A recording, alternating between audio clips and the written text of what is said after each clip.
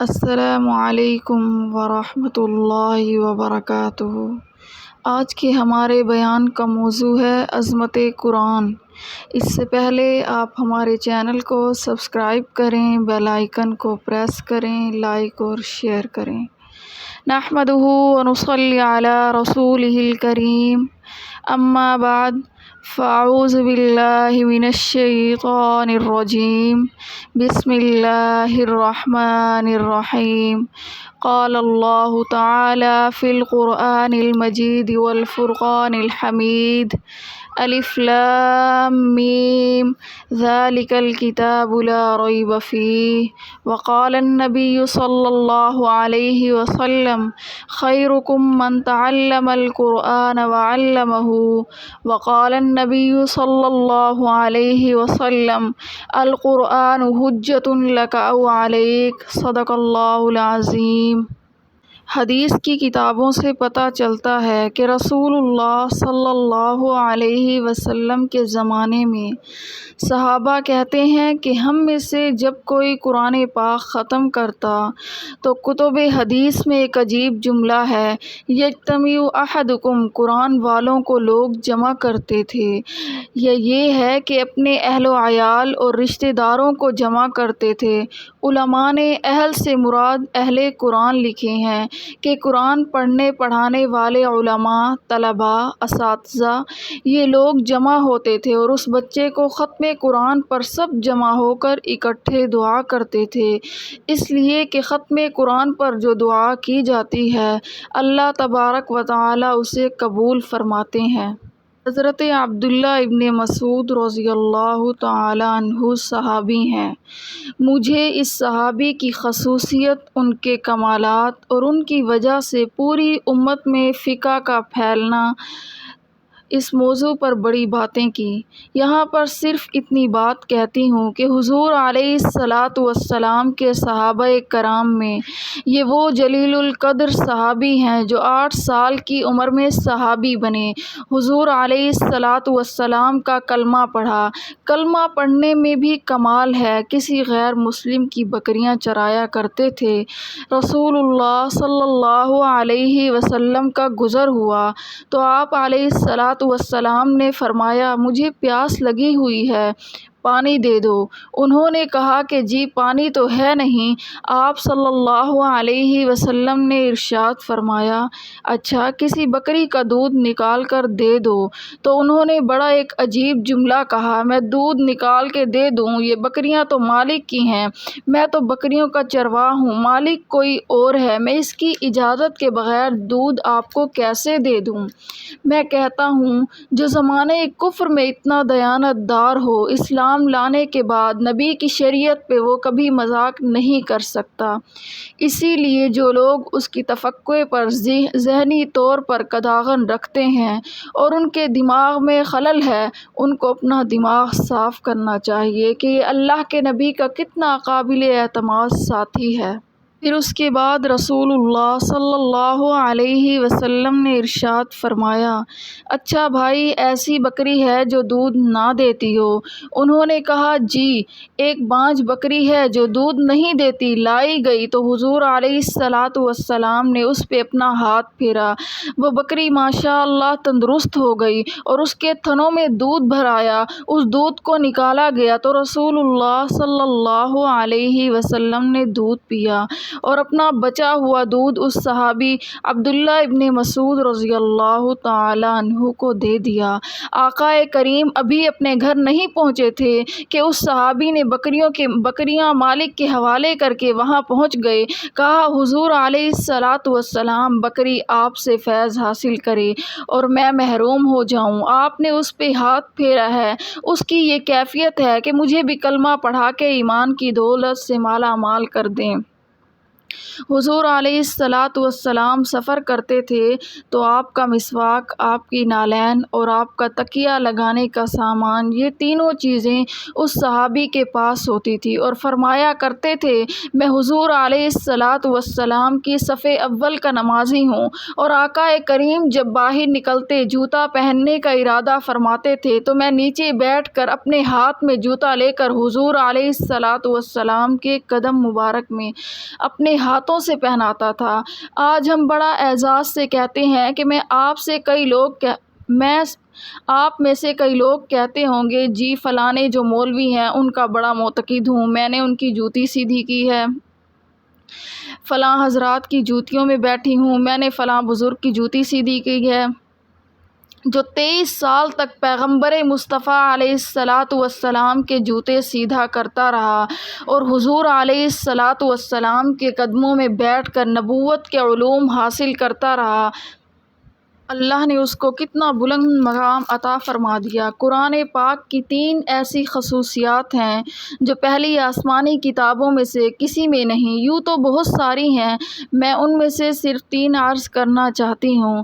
سب سے پہلی خصوصیت یہ ہے یہ کلام خدا ہے، دوسری خصوصیت یہ ہے کہ یہ سیرت مصطفیٰ صلی اللہ علیہ وسلم ہے، اور تیسری خصوصیت یہ ہے کہ یہ کتاب ہدیٰ ہے۔ میں ان تینوں باتوں کو 2-4 منٹ میں کھولوں گی۔ سب سے پہلی خصوصیت یہ ہے کہ قرآن کلام اللہ ہے، خدا کا کلام ہے۔ جتنی آسمانی کتابیں اتری ہیں وہ صرف کتابیں تھیں، اور قرآن کلام خدا ہے۔ کتاب اور کلام میں فرق یہ ہے کہ کتاب کہتے ہیں جس کو لکھا جائے، کلام کہتے ہیں جس کو بولا جائے۔ میں گفتگو کر رہی ہوں تو یہ میرا کلام ہے، اور اگر میں کوئی چیز آپ کو لکھ کر دوں تو چیز میری لکھی ہوئی کتاب ہے۔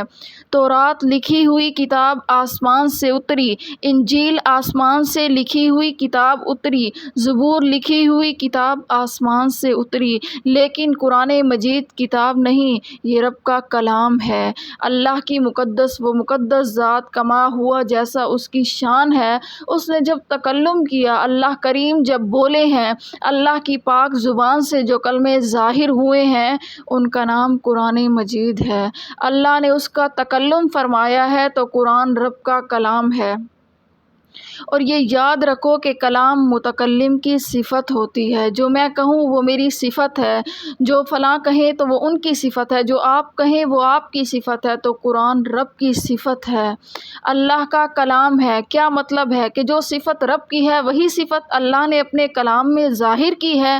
اللہ کلیم ہے، قرآن کلام ہے، اللہ باقی ہے، قرآن باقی ہے، اللہ ہمیشہ ہے، قرآن ہمیشہ ہے، اللہ کو فنا نہیں، قرآن کو بھی فنا نہیں، اور شاید یہی نسبت ہے چونکہ یہ رب کا کلام ہے، رب کے اندر سے باہر نکلا ہے، جو کچھ اندر ہوتا ہے وہی کچھ باہر نکلتا ہے۔ مثال کے طور پر میں آپ سے گفتگو کر رہی ہوں، ایک ڈاکٹر بولے گا تو وہ اپنے فن کی باتیں بولے گا، زبان پر لائے گا، وکیل بولے گا تو وہ وکالت کی گفتگو کرے گا، عالم بولے گا تو وہ علم کی باتیں باہر لائے گا، مفتی بولے گا تو وہ فتوے کی باتیں ظاہر کرے گا، جیسے کہ کوئی جاہل بولے گا تو اپنی جہالت کی گفتگو ظاہر کرے گا۔ تو شاید آپ کو یہ بات آسانی سے سمجھ آ جائے کہ اللہ تبارک و تعالی مجید ہیں، جبکہ رب بولے ہیں تو قرآن مجید بنا۔ اللہ کریم ہے، وہ جب بولا تو قرآن کریم ہو گیا۔ اللہ عظیم ہے، جب بولے ہیں وَلَقَدْ آتَيْنَاكَ سَبْعًا مِّنَ الْمَثَانِ وَالْقُرْآنِ الْعَظِيمِ تو قرآن عظیم ہو گیا۔ اللہ تعالی عزیز ہیں، جب بولے تو قرآن عزیز ہو گیا۔ اللہ کی صفت کا مظہر تم اور اس پوری کائنات پر وہ اللہ کا قرآن ہے۔ اسی لیے علماء نے لکھا ہے کہ جو شخص قرآن کی تلاوت کرتا ہے، قرآن کو پڑھتا ہے، وہ ایسے ہے کہ جیسے اللہ کے ساتھ ہم کلام ہو رہا ہے، اللہ سے باتیں کر رہا ہے، اللہ سے گفتگو کر رہا ہے، جیسے کوئی رب سے ہم کلام ہوتا ہے۔ تو فرمایا قرآن پڑھنے والا یہ عام آدمی نہیں ہے، یہ اللہ کی صفت کا مظہر بن رہا ہوتا ہے، اللہ کے کلام کو یاد کر رہا ہوتا ہے، جیسے وہ ہمیشہ ویسے یہ ہمیشہ، جیسے وہ باقی ویسے یہ باقی، جیسے اس کو فنا نہیں ایسے ہی اس کے کلام کو فنا نہیں۔ اللہ فنا ہونے سے پاک ہے۔ تو حدیث کی کتابوں میں آتا ہے کہ جب قرآن کا حافظ جس نے اس کے پڑھنے پہ عمل بھی کیا ہو، اس لیے کہ حدیث میں بالکل اس کی وضاحت ہے کہ اس کے حلال کو حلال جانا، اس کے حرام کو حرام جانا، اس کے مطابق زندگی گزاری، تو فرمایا ایسا آدمی جب دنیا سے رخصت ہوتا ہے، اللہ اس کی قبر اور زمین کو حکم دے دیتے ہیں کہ خبردار، اس کے سینے میں میرا کلام ہے اور یہ تیرے پاس میری امانت لے کر آ رہا ہے۔ میں قدیم ہوں، کلام قدیم ہے، جس سینے میں آیا ہے اس کو بھی محفوظ ہونا چاہیے۔ اس لیے خیال کرنا کہ زمین میں لوہا دفن کرو تو زمین اسے خاک بنا دیتی ہے، کھا کے ہضم کر دیتی ہے، لیکن جب قرآن کا عامل زمین میں دفن کیا جاتا ہے، 1000 سال بعد بھی اس کی قبر کھولیں تو اس کا نہ کفن میلا ہوگا نہ اس کا وجود میلا ہوگا۔ اور اس قسم کی ایک نہیں، 20 نہیں، سینکڑوں قسم کے واقعات ایسے ہیں کہ سب سے پہلی صفت کہ قرآن اللہ کا کلام ہے۔ اسی کلام کی نسبت سے چھوٹی سی ایک اور بات عرض کر دوں کہ رب کی ذات باقی تو کلام بھی باقی ہے، ایسے ہی اللہ کی ذات حفیظ ہے، اس کا کلام محفوظ ہے۔ دنیا میں کوئی کتاب محفوظ نہیں۔ آج تورات اپنی اصل شکل میں نہیں ہے، انجیل اپنی اصل شکل میں نہیں ہے، زبور اپنی اصل شکل میں نہیں ہے، اصلی شکل تو بڑی دور کی بات ہے۔ وہ صفحہ ہستی سے کتابیں ایسی مٹی کہ جن زبانوں میں تھی وہ زبانیں بھی دنیا سے غائب ہو گئی۔ آج کہیں صفحہ ہستی پہ عبرانی زبان نہیں بولی جاتی، یونانی زبان نہیں بولی جاتی، سریانی زبان نہیں بولی جاتی۔ جن زمانوں میں کتابیں اتری تھی، قرآن جس زمانے میں آیا ہے، وہ الفاظ بھی محفوظ ہیں، ادائیگی تلفظ بھی محفوظ ہے، انداز قرات بھی محفوظ ہے، بلکہ قرآن کی نسبت اور برکت ہے۔ عربی گرامر بھی محفوظ ہے، اس کا تکلم بھی محفوظ ہے، اس کی کتابت بھی آج تک دنیا میں محفوظ ہے۔ یہ اللہ کے کلام کی خاص نسبت ہے کہ اللہ حفیظ ہے، اس کا کلام محفوظ ہے۔ ایک اور بات کہ محفوظ کلام محفوظ سینوں میں رہتا ہے، جو سنے چیرے جائیں، مارے جائیں، پیٹے جائیں، شک کیے جائیں، اللہ ان گندے سینوں میں محفوظ کلام نہیں رکھتا۔ اللہ اپنا کلام ان سینوں میں رکھتا ہے جو محفوظ ہوتے ہیں۔ پہلا مسئلہ سمجھو، قرآن اللہ کا کلام ہے کہ حدیث میں آتا ہے کہ اللہ نے اس کو پڑھا بھی ہے۔ اس زمین و آسمان کی تخلیق سے بھی کئی سال پہلے اللہ تبارک و تعالیٰ نے اس کی تلاوت کی اور فرشتے وجد میں آ گئے اور ان کی زبان سے یہ جملے تھے، کتنی خوش نصیب ہوگی وہ امت جس کے حصے میں قرآن آئے گا، کتنی خوش نصیب وہ زبانیں ہوں گی جو اس قرآن کو پڑھیں گی، وہ سینے مبارک کے مستحق ہیں جن میں یہ قرآن محفوظ ہوگا، وہ امت مبارک کی مستحق جو امت اس قرآن پاک کو پڑھا کرے گی۔ تو قرآن پاک ایک ایسی کتاب ہے جو قرات کا کلام ہے، محفوظ کلام ہے، اللہ کا اپنا کلام ہے۔ ایک اور بات عرض کرتی ہوں، میں آپ سے ایک چھوٹا سا سوال کرتی ہوں، میرے سوال کا جواب دیں کہ قرآن پاک کن کے لیے آیا؟ انسانوں کے لیے یا مسلمانوں کے لیے؟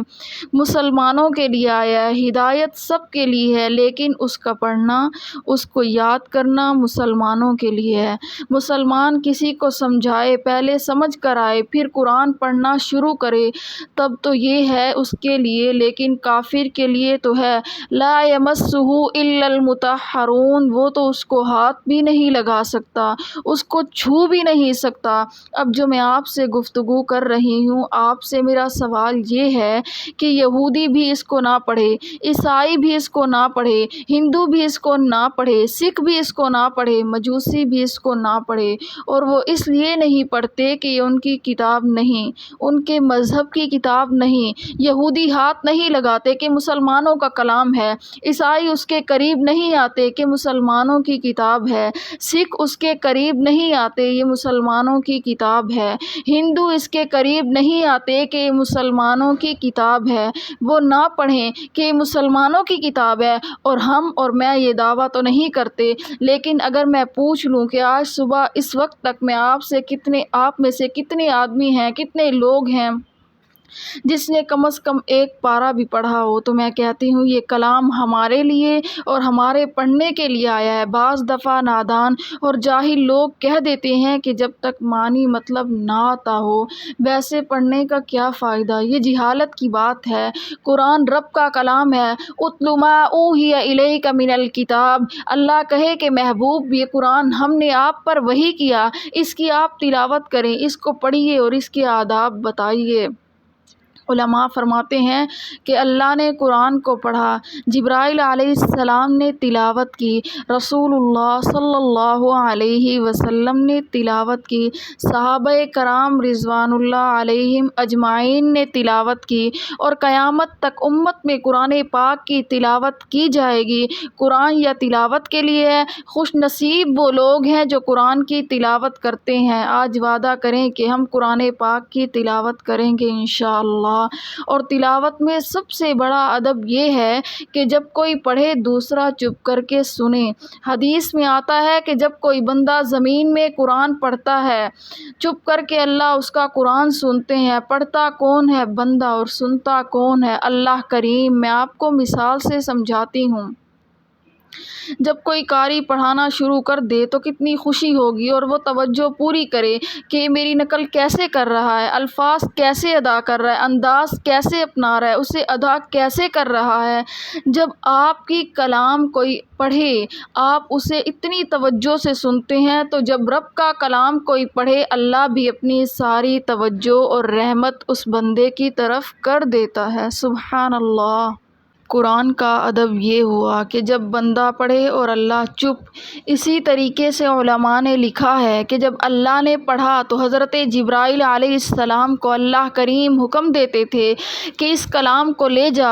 لکھا ہے کہ جبرائیل علیہ السلام پر ایک خوشی کی سی کیفیت طاری ہو جاتی تھی، اور چپ کر کے اس وحی کو سنتے اور عجیب حالت میں صرف اتنا کہتے، ھذا کلام ربی، یہ میرے رب کا کلام ہے۔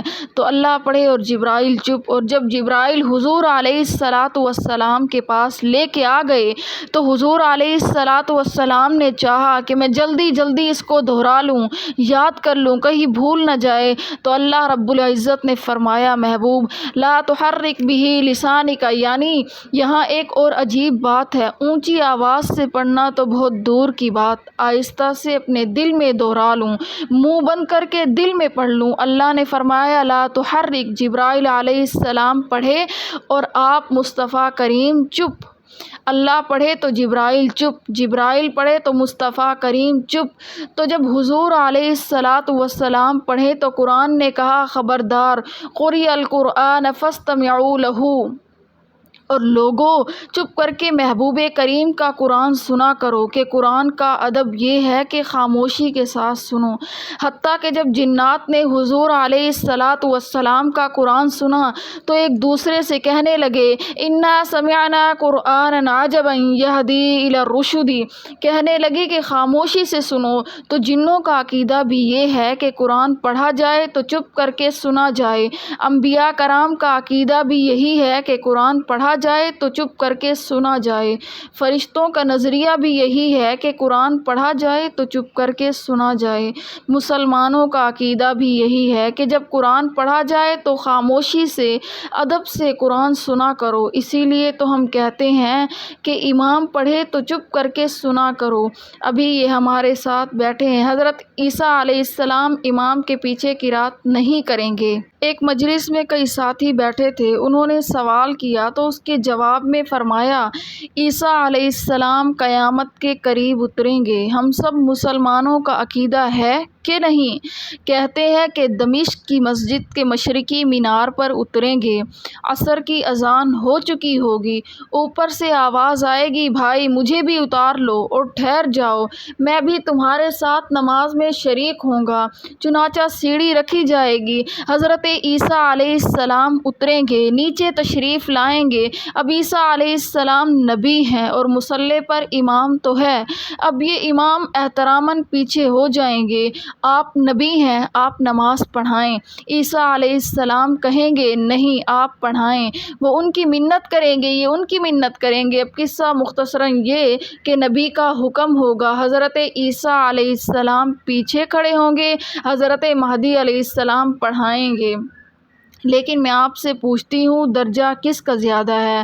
نبی کا حق کس کا زیادہ ہے؟ نبی کا۔ حضرت عیسیٰ علیہ السلام انجیل والے نبی ہیں، جبکہ نماز میں قرآن کی قرات فرض ہے۔ اب وہ قرات اس امام کو آتی تھی، اس نبی کو نہیں آتی تھی، اسی لیے وہ پیچھے کھڑے ہوں گے، مقتدی پیچھے چپ کر کے کھڑے رہے، اس کی نماز ہو جاتی ہے، امام کو پڑھنا ضروری ہوتا ہے۔ اس لیے حضرت عیسیٰ علیہ السلام کہیں گے تو پڑھ، میں تیرے پیچھے آمین کہوں گا، میری بھی قبول ہوگی۔ سارا قرآن سیرت مصطفیٰ صلی اللہ علیہ وسلم ہے۔ سب سے پہلی چیز جو میں نے آپ کو سمجھائی تھی کہ قرآن اللہ کا کلام ہے۔ اب دوسری چیز قرآن رسول اللہ صلی اللہ علیہ وسلم کی سیرت ہے، ہمارے محبوب علیہ الصلاۃ والسلام کی سیرت ہے۔ دنیا میں سیرت بیان کرنے والے بڑے لوگ آئے، قیامت تک آتے رہیں گے۔ ہر آدمی اپنے انداز اور اپنی محبت کے اظہار میں حضور علیہ الصلاۃ والسلام کی تعریف و توصیف کرتا ہے، لیکن میں کہتی ہوں جو اماں عائشہ صدیقہ رضی اللہ تعالی عنہا نے سکھایا، ام المؤمنین صدیقہ کائنات، محبوبہ حبیب خدا، گلشن رسول کی اندلیبہ، سیدہ طاہرہ طیبہ اماں عائشہ صدیقہ رضی اللہ تعالی عنہا سے پوچھا گیا، امی آپ ہمیں بتائیں گی، سکھائیں گی کہ رسول اللہ صلی اللہ علیہ وسلم کے اخلاق کیا ہیں، حضور علیہ الصلاۃ والسلام کی صفات کیا ہیں، محبوب کریم کی زندگی کے دن رات کیا ہیں، حضور علیہ الصلاۃ والسلام کی سیرت کے واقعات و حالات کیا ہیں؟ تو اماں عائشہ صدیقہ نے فرمایا، مجھ سے پوچھتے ہو کیا تم نے قرآن نہیں پڑھا؟ امی قرآن پڑھتا ہوں، دن رات پڑھتا ہوں۔ فرمایا کان خلقہ القرآن، الحمد کی الف سے لے کر والناس کی سین تک جو کچھ قرآن ہے یہ سب میرے حضور علیہ الصلاۃ والسلام کی سیرت ہے۔ کیا مطلب؟ قرآن علم ہے، نبی علیہ الصلاۃ والسلام عمل ہے، قرآن اجمال ہے، پیغمبر مصطفیٰ صلی اللہ علیہ وسلم اس کی تفصیل ہے، قرآن متن ہے، نبی کریم اس کی تشریح ہے، قرآن ذکر ہے، مصطفیٰ کریم اس ذکر کے مذکر ہیں، قرآن واعظ ہے، رسول اللہ صلی اللہ علیہ وسلم واعظ ہیں، قرآن ہدایت ہے، نبی ہادی ہیں، قرآن رحمت ہے، نبی رحمت للعالمین ہے، قرآن نور ہے تو رسول اللہ صلی اللہ علیہ وسلم سراجم منیر ہے۔ الحمد سے والناس تک یہ سارا قرآن سیرت مصطفیٰ صلی اللہ علیہ وسلم ہے، سر سے پاؤں تک وجود محمد صلی اللہ علیہ وسلم صورت مصطفیٰ صلی اللہ علیہ وسلم ہے۔ تیری صورت تیری سیرت، تیری صورت تیری سیرت زمانے میں نرالی ہے، تیری ہر ادا پیاری دلیل بے مثالی ہے۔ محمد مصطفیٰ صلی اللہ علیہ وسلم کے خلق کا مظہر یہ قرآن ہے، ستارہ خلق احمد کا آسماں پہ بھی درخشاں ہے۔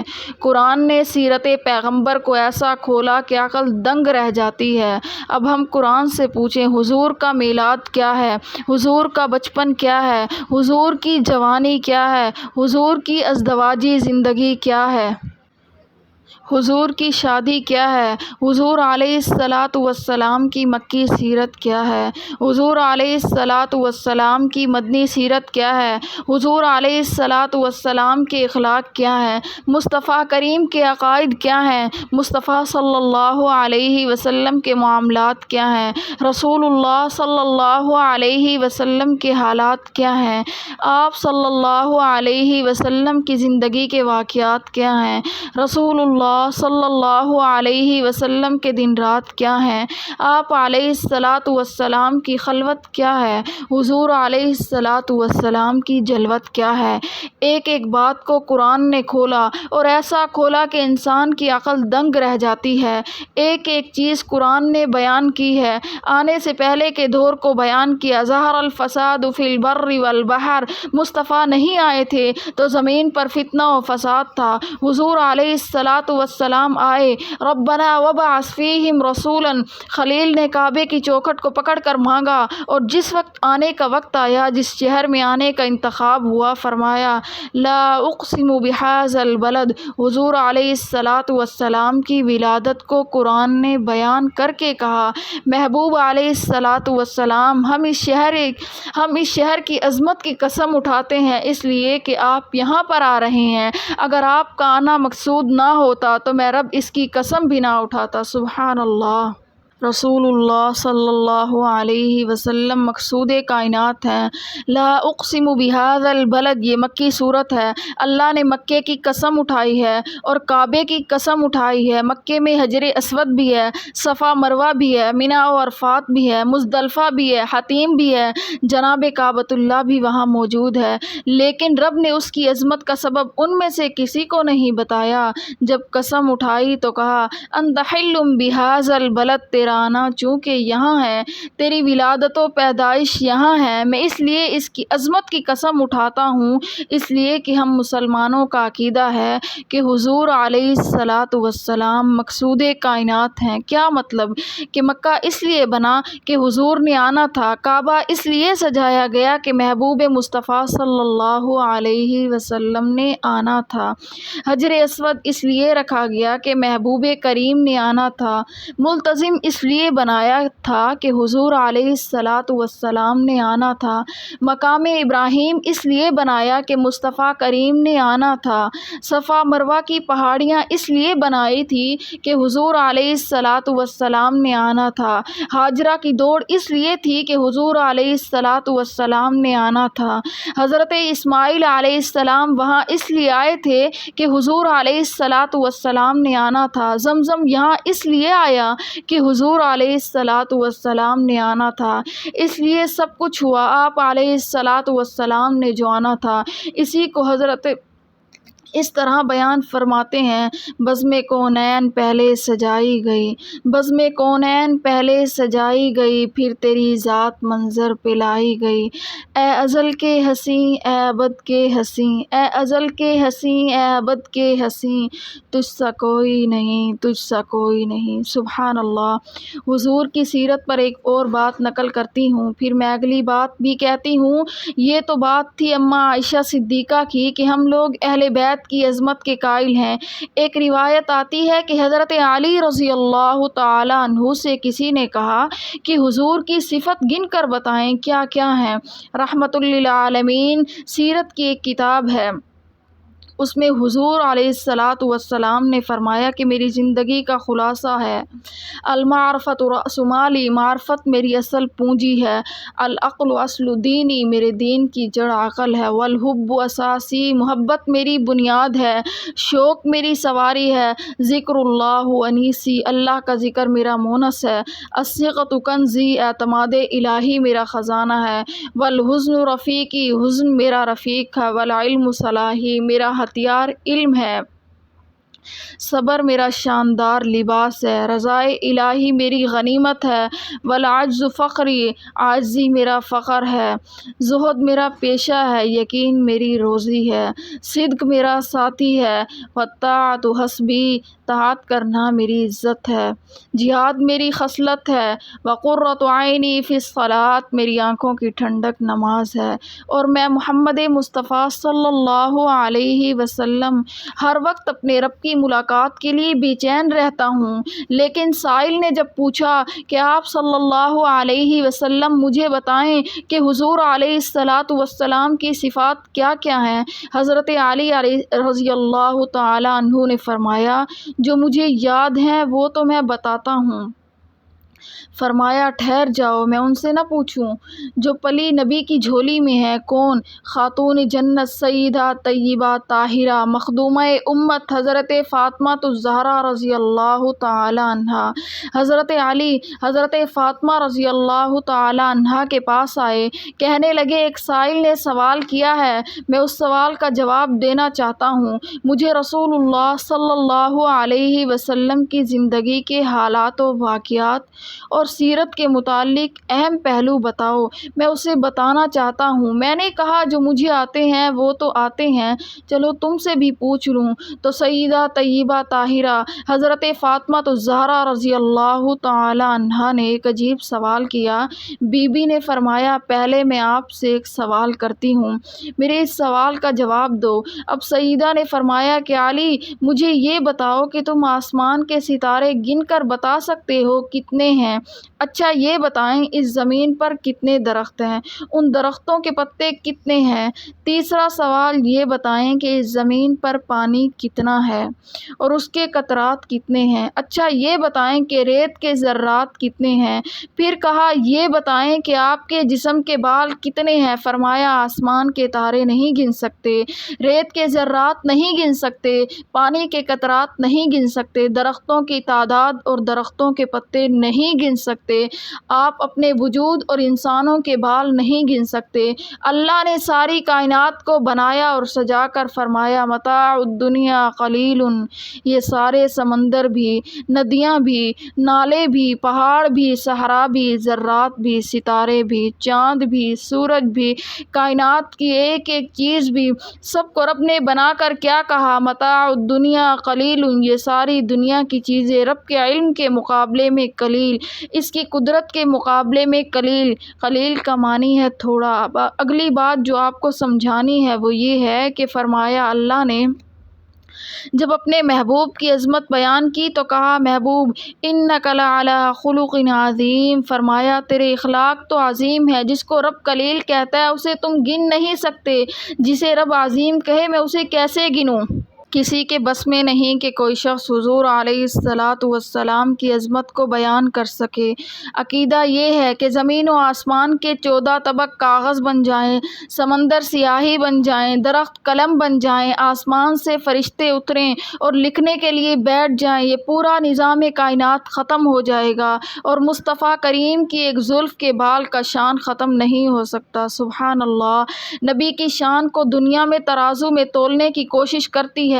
کتنے نادان اور جاہل ہیں وہ لوگ جو رسول اللہ صلی اللہ علیہ وسلم کی شان کو ترازو میں تولتے ہیں۔ تو سارا قرآن حضور کی سیرت ہے، ایک ایک ادا کو قرآن نے بیان کیا ہے۔ سبحان اللہ۔ دنیا میں صرف قرآن رہنما کتاب ہے۔ اب تیسری چیز قرآن کتاب ہدیٰ ہے۔ قیامت تک نہ جو شخص آئے گا اس کی رہنما کتاب قرآن ہے، ہاتھ اس کو مسلمان لگائے گا، کلمہ پڑھنے والا، لیکن اگر کوئی اس سے رہنمائی حاصل کرنا چاہے تو وہ قرآن ہے۔ دنیا کی کوئی کتاب اس وقت تک رہنما نہیں سوائے قرآن کے۔ ہمارے پوری کائنات میں قرآن صرف ایک ہے۔ میں نے کہا کیا کون سی؟ انہوں نے کہا بائبل انجیل ہے۔ جب اس نے کہا انجیل تو میں نے کہا کون سی انجیل؟ ہم جتنے مسلمان دنیا میں ہیں بغیر کسی تفریق کے، دیوبندی ہو، بریلوی ہوں، حنفی ہوں، شافعی ہوں، اہل حدیث ہوں، حنبلی ہوں، مالک ہوں، جتنے کلمہ پڑھنے والے مسلمان ہیں، کبھی کسی مسلمان کو کوئی یوں کہہ سکتا ہے کہ تو کون سا قرآن مانتا ہے؟ کوئی کہہ سکتا ہے؟ نہیں۔ کیوں؟ اس لیے کہ قرآن پوری کائنات میں ایک ہے۔ میں نے جب اس سے پوچھا کون سی انجیل، وہ ایسے چپ ہو گیا کیونکہ اس کو پتہ تھا اور ہم نے بھی پڑھا ہے اور میں یہ بات جانتی ہوں کہ طالب علمی کے زمانے میں انجیل کی 4 قسمیں ہیں: انجیل مرقس، یوحنا کی انجیل، لوقا کی انجیل، متی، اور ہر انجیل والا دوسرے کے متعلق کہتا ہے کہ وہ انجیل جھوٹی اور ہماری انجیل سچی ہے۔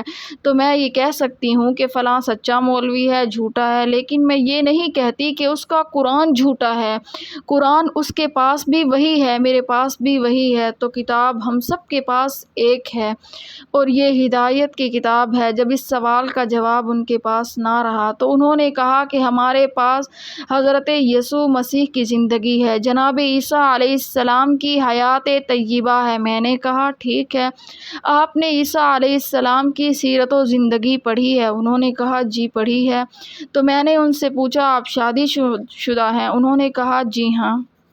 بچے بھی ہیں۔ میں نے کہا چلو حضرت عیسیٰ علیہ السلام کی زندگی میں شادی کرنے کا طریقہ اور بچوں سے پیار اور برتاؤ کا طریقہ بتا دو۔ آپ لوگ یہاں کے حالات مجھ سے زیادہ جانتے ہیں، وہاں کے لوگوں کو تو پتہ نہیں چلتا۔ آپ سارے جانتے ہیں کہ حضرت عیسیٰ علیہ السلام نے شادی نہیں کی۔ اگر وہ ازدواجی زندگی کے حالات سمجھیں گے بھی تو وہ ہمارے نبی علیہ السلام کی شریعت میں ہے، اور یہی وہ بات ہے، وہ نبی آئے گا بھی صحیح، وہ ہمارے نبی کی شریعت کا تابع ہوگا، اس لیے کہ کمالات نبوت ہمارے نبی کی نبوت ہے، ختم نبوت ہمارے نبی کی نبوت ہے۔ آئیں گے تو جہاد ہمارے نبی کی شریعت کے مطابق کریں گے، آئیں گے تو شادی ہمارے نبی کی شریعت کے مطابق کریں گے۔ یہ بات جب میں نے کہی تو وہ خاموش ہو گئے اور جواب نہ دیا کہ حضرت عیسیٰ علیہ السلام کی زندگی میں شادی کا کیا طریقہ ہے، لیکن فوراً انہوں نے ایک تنقیدی جملہ کہا، اور یہ دنیا میں صرف مسلمان ہے جو ہر نبی کی تعظیم کرتا ہے، کسی نبی پر بھی تنقید کو کفر سمجھتا ہے، باقی دنیا کے جتنے کافر ہیں وہ انبیاء علیہم السلام کی توہین کرتے ہیں۔ انہوں نے کہا ہم سے شادی کی بات پوچھتے ہو، تمہارے نبی نے تو صرف 11 شادیاں ہی کی ہیں، اور کیا کیا ہے؟ کہہ دو استغفر اللہ۔ اب یہ اتنا گندا جملہ تھا کہ میرا دل دہل گیا، میں غصے میں آئی، لیکن پھر وہی بات تھی کہ اس کو سمجھانا مقصود تھا، کہیں یہ نہ ہو کہ یہ جذباتی ہو گئی ہے، غصے والی ہے، کہ بڑی جلدی آتا ہے اس کو غصہ، حالانکہ یہ غصہ نہیں ہوتا بلکہ فطری غیرت ہوتی ہے جو ایمانی غیرت کا حصہ ہوتا ہے۔ میں نے کہا بہن تم نے یہ کیا کہا ہے؟ انہوں نے کہا تیرے نبی نے 11 کی، تمہیں 4 کی اجازت ہے۔ اب تعدد ازدواج یہ علماء جانتے ہیں، میں اس عنوان کو نہیں چھیڑتی کہ حضور علیہ السلام نے زیادہ شادیاں اتنی مختلف قبیلوں سے کی کہ اس کی کیا حکمت تھی، یہ علیحدہ بحث ہے، لیکن میں نے ان سے کہا جو اس وقت اللہ نے میرے دل میں جواب ڈالا، میں نے ان سے کہا دیکھو دنیا میں جب کوئی انسان شادی کرتا ہے تو وہ 11 قسم کی عورتوں سے شادی کر سکتا ہے، 12ویں قسم دنیا میں عورت کی تم بتا دو، اس کے نکاح کا طریقہ میں اپنے نبی کی شریعت سے بتاؤں گی۔ یہ بات اس وقت اللہ نے میرے دل میں ڈالی اور اس کا کرم سمجھتی ہوں کہ اس نے مجھے سمجھائی۔ مثلاً کوئی آدمی کسی عورت سے شادی کرے گا، یا وہ کنواری ہوگی، یا وہ مطلقہ ہوگی، یا وہ بیوہ ہوگی، یا عمر میں بڑی ہوگی یا عمر میں چھوٹی ہوگی، یا وہ اپنے قبیلے کی ہوگی یا غیر قبیلے کی ہوگی، یا وہ باندی سے آزاد ہوگی یا غیر مسلم سے مسلمان ہوئی ہوگی، یا وہ امیر گھرانے کی ہوگی یا وہ غریب گھرانے کی ہوگی۔ کتنی قسمیں ہوئی؟ میں نے کہا ان 11 قسموں سے حضور علیہ السلام نے نکاح کر کے امت کو نمونہ بتایا کہ تم میں سے جب کوئی اس قسم کی عورت سے شادی کرے اس کے ساتھ گزارا ایسے کرے جیسے میں کر کے دکھا رہا ہوں۔ قرآن قیامت تک کتاب ہدایت ہے۔ مثلاً قرآنی تعلیمات کو چھوڑنے والی قومیں دنیا میں ذلیل ہو رہی ہیں۔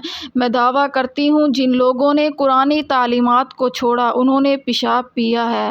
ایسا ہے کہ نہیں؟ عیسائی انڈیا کا صدر تھا، وہ کئی سال تک اپنا پیشاب خود پیتا رہا، کہتا تھا میں اپنی طاقت کو کیوں ضائع کروں، وہ خود پی جاتا تھا۔